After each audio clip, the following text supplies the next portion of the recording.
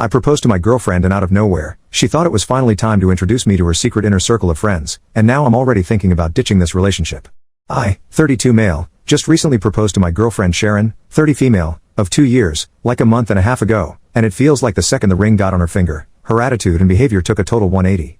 The entire time we were dating, we seemed exceptionally compatible, and at least it seemed we shared common beliefs and morals. 7 weeks ago, I proposed and she said yes, and I felt like it was the happiest moment for the two of us. But not even a week later, it's like her attitude totally flipped. I thought I knew all her friends, but one day I came home and there were 6 women I've never seen before, and Sharon introduced me to them. I was curious as to why I was just now meeting them, when I already met Sharon's 2 best friends, Michelle and Octavia, both not present, over a year and a half ago. Sharon said she wanted to make sure we were a sure thing before I met her inner circle. I found this strange, not to mention it was a weeknight and they were quickly draining my wine rack of wine. Sharon still had her own place, but she stayed with me so often that she practically lives here. I still found it really rude when they left, leaving behind 4 empty bottles. I tried to discuss with Sharon about having uninvited guests on weeknights, but she brushed off my concerns very casually. It just felt like she didn't take me seriously at all.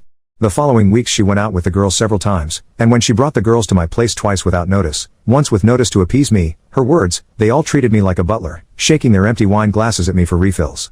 After the 4th time, I made it clear that I will get a locked wine rack. Sharon just called me no fun after that. It gets worse. Sharon decided me and the girls got off on the wrong foot, and said we should have dinner together at a nice restaurant. Well, I went, and it was not great. The 6 kept prodding me about my life, my house, my career, but deflected every single question I asked. It got especially bad at night when they started talking about modern relationships and jealousy, and one of them brought up some key points about relationships that I thought Sharon and I were on the same page about, specifically what ifs regarding polyamory and being friends with exes. To my shock, Sharon said we shouldn't be too hasty on such decisions, which was a total 180 to how she expressed herself on these things only a month prior, where she was vehemently against keeping ex-intimate partners in friend circles and was strictly monogamous. The worst part was when the bill arrived, Sharon announced it should be together and slid me the check.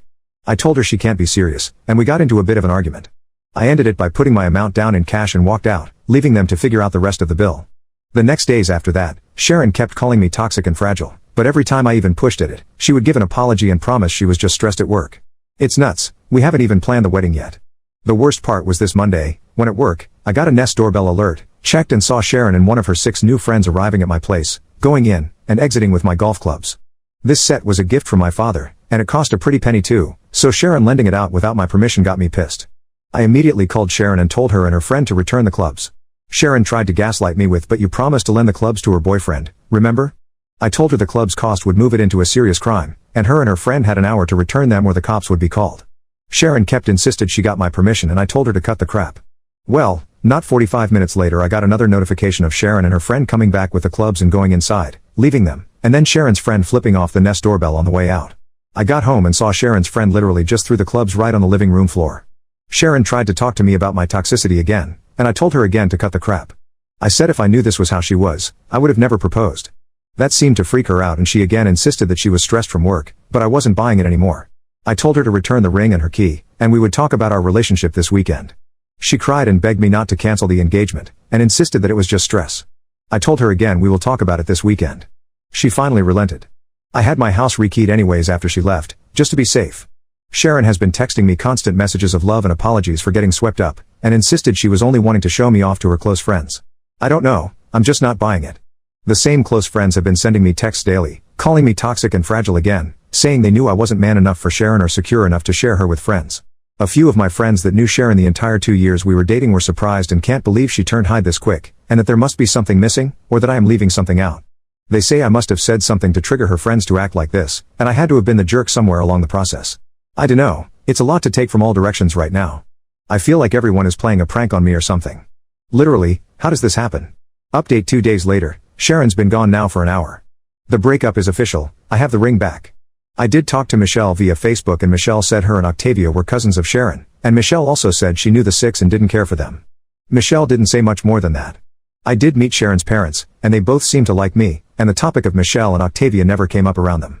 None of our finances were intermingled, yet, but it was planned for later this month, which won't ever happen now. I invited 3 of our mutual friends, Casey, John, and Mike, to be here when Sharon got here. Sharon showed up and was surprised to see we had company. I said they were here for both of our sakes. Sharon wanted to phone 3 of the 6 to come over to even things out and I refused, and I used the club theft as a reason. Sharon sat on the couch very dramatically and then asked if I really wanted to make this public. I outright asked why she changed so much after the engagement, and why she hid the existence of the 6.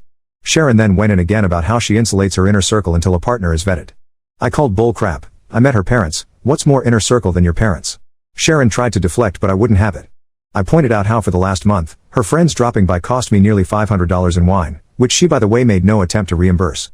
I also pointed out her trying to make me pay an 8-person dinner bill without asking me first. She again said she wanted to show how great a guy I was, and how she clearly misjudged me and was disappointed in my attitude. I then asked about the clubs.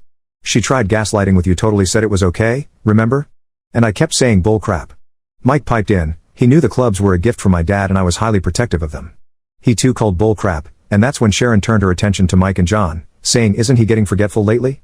Don't you remember when he forgot that one date? And neither of them was buying it. I finally said forget postponing the wedding or canceling the engagement. The entire relationship is going to end if she isn't going to be straight with me. Sharon made a very long exaggerated sigh. She took the ring off and dropped it on the coffee table. She got up to leave and said you're never going to find someone as good as me and to send her stuff to her apartment. She left, and Casey, John and Mike were totally stunned. All I could say was believe me now? Then we just ordered some pizza. I am still shocked and confused by her attitude. I'm sure the heartbreak will come next, but right now, I'm just kind of numb. I still feel like this isn't real lol.